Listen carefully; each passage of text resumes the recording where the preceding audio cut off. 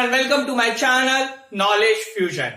Last की video में हमने समझा था कि सनी नंबर क्या होता है या किसी नंबर को कैसे चेक किया जाता है कि वो सनी नंबर है या नहीं है। आज जो हम पढ़ने वाले हैं वो है प्रॉनिक नंबर। किसी नंबर को कैसे चेक करते हैं कि वो प्रॉनिक नंबर है या नहीं। तो पहले आप एक क्वेश्चन लिख लीजिए जो 10th के बोर्ड्स में और 8th और 9th के एग्जाम्स में आता है। Write a program to input a number, check and print whether the given number is a pronic number or not। अब मैं पहले आपको समझा देता हूं कि प्रॉनिक नंबर होता क्या है। जैसे कि कोई एक नंबर ले लेते हैं 4 के बाद उसका नेक्स्ट नंबर लेते हैं 5 और उनका कराते हैं प्रोडक्ट। 4 into 5 क्या होगा 20। तो 20 एक प्रॉनिक नंबर है। ऐसा नंबर जो किसी दो नंबर से मल्टीप्लाई करने पे आए पर दोनों नंबर्स एक दूसरे कॉन्जिक्यूटिव होने चाहिए। कॉन्जिक्यूटिव का मतलब है जैसे कि यहां पे 4 है तो उसके बाद 5 ही होना चाहिए। जैसे कि एक और एग्जांपल ले लेते हैं। जैसे कि मान लीजिए नंबर है 6 into 7। 6 into 7 क्या हो जाएगा 42। तो 42 भी एक प्रॉनिक नंबर है। यानी दोनों कॉन्जिक्यूटिव नंबर्स का जो मल्टीप्लीकेशन आता है वो एक प्रॉनिक नंबर होता है। तो अब इसकी कोडिंग हम जावा में कैसे करेंगे वो मैं आपको समझाऊंगा। यहां पे मैंने कुछ एग्जांपल्स लिए हुए हैं 6, 20, 110। ये तीनों प्रॉनिक नंबर्स हैं और ऐसे और भी नंबर्स होते हैं जिन्हें हम प्रॉनिक नंबर बोलते हैं। तो अब हमेशा मैंने आपको बताया जावा की स्टार्टिंग हमेशा क्लास से करते हैं। उस क्लास को एक पर्टिकुलर नाम देते हैं जो उस पूरे प्रोग्राम को हमारे डिफाइन करती है। तो मैंने क्लास को नाम दिया है प्रॉनिक। उसके बाद कर्ली ब्रेस लगाया है। कर्ली ब्रेस लगाने के बाद हम अपना मेन फंक्शन वॉइड मेन लिखते हैं। मेन फंक्शन क्या करता है हमारे पूरे प्रोग्राम की प्रोसेसिंग में हमारी हेल्प करता है। उसके बाद मैंने उसके अंदर लिया है वॉइड मेन के अंदर इंट एन। मैंने इंट एन क्यों लिया है, मैंने क्वेश्चन में बोला था write a program to input a number. तो मुझे ये बात पता है कि यूजर ने एक नंबर इनपुट करना है, इसलिए मैंने इसमें इंट एन लिया है। उसके बाद मैंने लगा दिया कर्ली ब्रेस। कर्ली ब्रेस लगाने के बाद इंट में मैंने यहाँ पे 2 वेरिएबल्स लिए हैं। ये क्यों लिए हैं, ये हमारा स्टेप 2 है। स्टेप 2 में क्या करना होता है हमें, यहां तक हमारा स्टेप 1 कंप्लीट हो गया था। स्टेप 2 में हमें क्या करना होता है, हमें वो वेरिएबल्स लेने होते हैं जो हमारे पूरे प्रोग्राम को सॉल्व करने में हमारी हेल्प करते हैं। तो यहां पे मैंने लिया है इंट आई और c इक्वल्स टू 0। आई मैंने लिया है फॉर का लूप चलाने के लिए और c इक्वल्स टू 0 लिया है काउंटर के लिए। अब ऐसा क्यों किया है वो मैं आपको बताता हूं। फॉर, अब देखिए इसकी पहले वर्किंग कैसे होगी वो देखते हैं। i इज इक्वल्स टू 1 से लेके n तक का लूप चलेगा। तो इसके लिए पहले एग्जांपल ले लेते हैं ताकि आपको अच्छे से समझ में आ जाए। मान लीजिए यूजर ने वैल्यू इनपुट की है 30। हमें 30 को चेक कराना है कि वो एक प्रॉनिक नंबर है या नहीं है।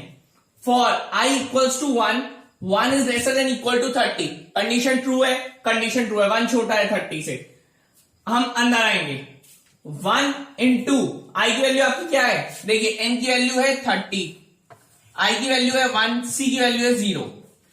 1 into 1 plus 1 2, 1 into 2 कितना हो जाएगा 2। क्या 2 इक्वल 30 है, कंडीशन फॉल्स, तो ये रन नहीं करेगा। अब वापस ऊपर जाएंगे।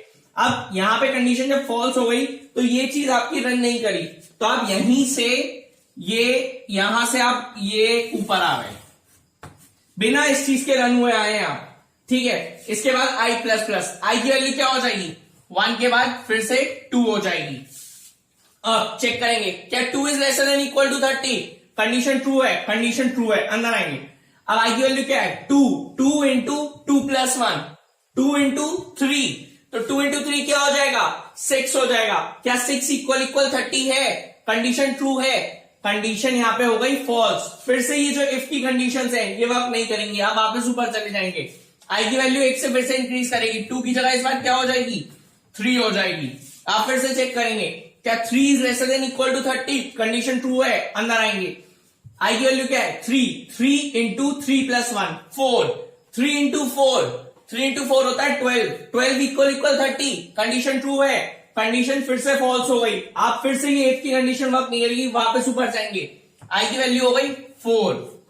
अब चेक करेंगे 4 is lesser than equal to 30, condition true है, अंदर आएंगे। i इंटू आई प्लस 1, तो i की वैल्यू क्या है आपकी 4 इंटू 4 प्लस 1 5, 4 इंटू 5 कितना हो गया? 4 इंटू 5 हो गया 20। क्या 20 इक्वल 30 है? कंडीशन फॉल्स, फिर से फॉल्स हो गई। फिर से एक की कंडीशन रन नहीं करेंगे, आप वापस ऊपर जाएंगे, i प्लस प्लस, आई की वैल्यू क्या हो जाएगी? 5। चेक करेंगे क्या 5 is lesser than equal to 30 है? कंडीशन ट्रू है, अंदर आएंगे। 5 इंटू 5 प्लस 1, 5 प्लस 1 यानी 6, 5 इंटू 6 कितना होता है? 30, 30 इक्वल 30। कंडीशन हो गई इस बार आपकी ट्रू, कंडीशन ट्रू हो गई। तो क्या हम इसके अंदर आ जाएंगे, प्लस प्लस सी, प्लस प्लस सी से क्या होगा? सी की वैल्यू 0 से 1 हो जाएगी। 1 होते ही ब्रेक में नया लगाया है। ब्रेक एक नया कीवर्ड है जिसको मैं अभी आपको समझाता हूं। ब्रेक का मतलब क्या होता है? ये जो मेरा फॉर लूप चल रहा है, अगर मैंने यहां ब्रेक लगा दिया तो चाहे इसकी कंडीशन फॉल्स हो या ना हो, ये ब्रेक की वजह से ये टर्मिनेट कर जाएगा, ये लूप नहीं चलेगा। मैं किसी भी लूप में अगर ब्रेक लगा दूंगा और अगर कंडीशन फॉल्स हो जाती है, फॉल्स होती है या नहीं होती है, उससे कोई फर्क नहीं पड़ेगा। जहां ब्रेक आ गया वो उस फॉर के लूप को टर्मिनेट यानी उसको फॉल्स करके खत्म करके बाहर आ जाएगा। तो ब्रेक लगते ही मेरा ये फॉर का लूप बाहर आ गया यहां पे। अब ये फॉर का लूप रन नहीं करेगा। अब लास्ट कंडीशन में अपनी चेक करूंगा, क्या c इक्वल 1 है? c की वैल्यू क्या है? 1, 1 इक्वल 1 है, कंडीशन ट्रू है। तो क्या प्रिंट हो गया?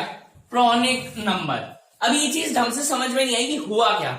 हमें क्या करना होता है कि जो नंबर हमें चेक कराना होता है, हम 1 से लेके उधर तक का लूप चलाते हैं और हर एक नंबर को उसके अगले नंबर के साथ मल्टीप्लाई करके देखते हैं। जैसे 1 इंटू 2, 2 इंटू 3, 3 इंटू 4, कोई भी पेयर अगर मैच कर जाता है उस नंबर से तो उसे हम प्रॉनिक नंबर बोल देते हैं। जैसे कि इसका एक और एग्जांपल है, 90 इज अ प्रॉनिक नंबर। कैसे? जब आप 90 के लिए काम करेंगे तो पहले 1 into 2, 2 into 3, 3 into 4, 4 into 5, 5 into 6 ऐसे करके सारे चेक करेंगे। तो जब 9 इंटू 10 आएगा, यहाँ पे आई की वैल्यू 9 होगी, 9 इंटू 9 प्लस 1, 9 इंटू 10, तो किसके इक्वल आएगा वो? 90 के इक्वल। तो 90 इसका मतलब एक प्रॉनिक नंबर है। अच्छा, अब मैंने यहां ब्रेक और प्लस प्लस सी क्यों लगाया है? ऐसा क्या होता है, मान लीजिए कि कोई नंबर बहुत बड़ा है जिसमें ऐसे दो नंबर्स हैं जो आ रहे हैं। मान लीजिए कि जैसे 4 इंटू 5 है और कोई और भी ऐसे दो नंबर्स हैं जिनको मल्टीप्लाई करने पे आंसर सेम आ सकता है। तो इसलिए हमने प्लस प्लस सी लगाया है कि हमें जो हमारा पहला पेयर मिल जाए बस वहीं पे, उसके आगे हमें लूप चलाने की जरूरत नहीं है।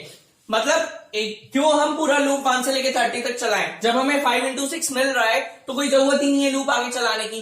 तो लूप को फालतू वेस्ट ना करके, हमें अपना टाइम ज्यादा ना वेस्ट करके वहीं पे उसको खत्म कर देते हैं, प्लस प्लस सी चला के ब्रेक कर देते हैं। हमें हमारा आंसर मिल चुका है 5 इंटू 6।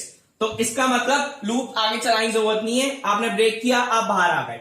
ये तो मैंने एग्जाम्पल बताया था क्या प्रॉनिक नंबर होता है। एक एग्जाम्पल और देखिए आई क्या प्रॉनिक नंबर नहीं होता, पूरा क्लियर हो जाएगा क्वेश्चन।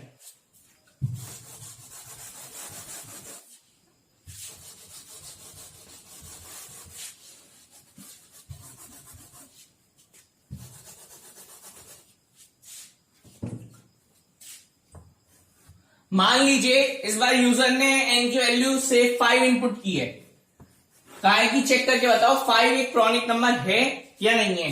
तो n की वैल्यू 5, i का लूप 1 और c की वैल्यू 0। ठीक है, आप चेक करेंगे क्या 1 is lesser than equal to 5 है? कंडीशन बिल्कुल ट्रू है। अंदर आएंगे, 1 इंटू 1 प्लस 1, तो 1 इंटू 2 कितना हो जाएगा? 2। क्या 2 इक्वल 5 है? Condition false. तो इफ का लूप नहीं चलेगा, ये लूप नहीं चलेगा। यहीं से हम वापस ऊपर जाएंगे। अच्छा, ये एरो में यहां से ले रहा हूं, इसका मतलब ये नहीं कि ये चीज रन कर रही है। यहां तक का फॉर का लूप आपका पूरा ये है, तो ये कंडीशन रन नहीं कर रही, बाकी तो पूरा फॉर का लूप रन कर रहा है ना। तो इसलिए मैं यहां से ले रहा हूं इसे। आई प्लस प्लस, आई की वैल्यू 1 कट के क्या हो जाएगी? 2 हो जाएगी। चेक करेंगे क्या 2 is lesser than equal to 5? 2 into 2 plus 1, 2 into 2 plus 1 यानी 2 इंटू 3, 2 इंटू 3 कितना हो गया? 6। क्या 6 इक्वल 5 है? कंडीशन हो गई फॉल्स। तो अब वापस ऊपर जाएंगे, आई प्लस प्लस, आई की वैल्यू कितनी हो जाएगी? 3 को चेक करेंगे क्या 3 is lesser than equal to 5 है? कंडीशन ट्रू है। अंदर आएंगे, i into i plus 1, 3 into 3 plus 1 4, यानी कि 3 इंटू 4 कितना हो गया? 12। क्या 12 इक्वल 5 है? Condition false. वापस ऊपर जाएंगे, आई की वैल्यू क्या हो जाएगी 4, चेक करेंगे क्या 4 is lesser than equal to 5, condition true है, अंदर आएंगे 4 इंटू 4 प्लस 1, 4 इंटू 4 प्लस 1 यानी 5, 4 इंटू 5 कंडीशन ट्रू है, 4 इंटू 5 कितना हो गया 20, क्या 20 इक्वल 5 है, कंडीशन फॉल्स, वापस ऊपर जाएंगे, आई की वैल्यू हो गई 5, चेक करेंगे क्या 5 is lesser than equal to 5, देखिए लेसर तो नहीं है पर हाँ इक्वल है, तो चेक करेंगे क्या 5 इंटू 5 प्लस 1 यानी 5 इंटू 6, कंडीशन ट्रू है, 5 इंटू 6 कितना हो गया 30, क्या 30 इक्वल 5 है, कंडीशन फॉल्स, वापस ऊपर जाएंगे आई प्लस प्लस 5 करके आई की वैल्यू क्या हो गई 6, ठीक है। अब चेक करेंगे क्या 6 is lesser than equal to 5 है, कंडीशन हो गई फॉल्स, ये हमारी कंडीशन फॉल्स हो गई, ये हम फॉर के लूप के बाहर आ गए। यहां पे अब हम चेक कर सकते हैं वो प्रोनिक नंबर है या नहीं है। देखिए हमारा काउंटर 1 से भी नहीं बढ़ा, इसका मतलब हमें कोई भी पेयर ऐसा नहीं मिला जो मैच कर सके, तो हम क्या करेंगे दैट यहाँ इफ की कंडीशन हमारी सी इक्वल 1 है, हमारी सी की वैल्यू है 0, क्या 0 इक्वल 1 है, कंडीशन हो गई आपकी फॉल्स, तो कंडीशन फॉल्स हो गई तो क्या प्रिंट हो जाएगा नॉट अ प्रोनिक नंबर, क्वेश्चन यही खत्म हो जाता है। एक इंपॉर्टेंट बात और, आप C प्लस सी की जगह C++ B यूज कर सकते हैं। और एक इंपॉर्टेंट बात, आप SOPLN यूज नहीं कर सकते, मैं आपको समझाता हूं, तो इसलिए लिखता हूं आपको system.out.println यूज करना है। तो आई होप कि आपको प्रोनिक नंबर ढंग से क्लियर हो गया होगा। अगर आपको ये वीडियो पसंद आई हो तो इसको लाइक करें, शेयर करें और सब्सक्राइब करना ना भूलें। और एक इंपॉर्टेंट बात, आपको किसी भी क्वेश्चन में अगर कोई भी डाउट है तो आप मुझे कांटेक्ट कर सकते हैं, मेरी मेल आईडी और मेरा कांटेक्ट नंबर डिस्क्रिप्शन बॉक्स में प्रेजेंट है। Have a good day.